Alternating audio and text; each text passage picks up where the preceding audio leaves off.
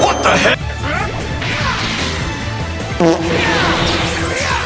Man, what the fuck is you talking about? What the fuck was that? I'm sorry, man.